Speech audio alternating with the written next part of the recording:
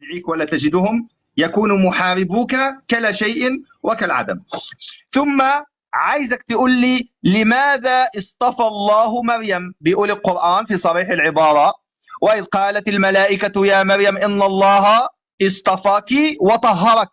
لماذا اصطفى الله مريم؟ واحد، ومن ماذا طهرها ولماذا طهرها؟ حلو؟ بعد شلون يجاوبك؟ بسرعة على السريع. يقول لماذا الله اصطفى مريم؟ نعم، اصطفاها يعني اشتباها، اختارها لتحمل له نبيا من أنبياء أولي العزم سلام الله عليه.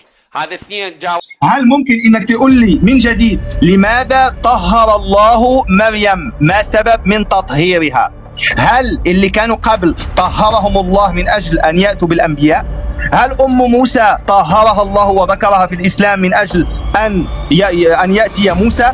هل أم محمد رسول الإسلام التي قال عنها أنها من الكافرين أمي وأمك في النار، أن أم محمد هي في النار، وقال بأن الذين ماتوا وهم كفار أولئك عليهم لعنة الله والملائكة والناس أجمعين، فأم محمد آمنة بنت وهب هي ملعونة بدليل قرآني من القرآن. إزاي مريم طهرها الله واصطفاها؟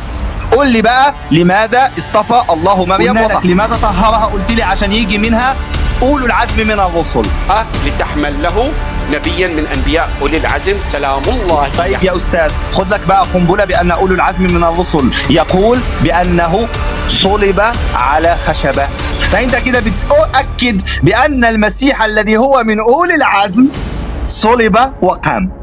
انت اكدته بالوقت، انا ما قلتش اي كلام.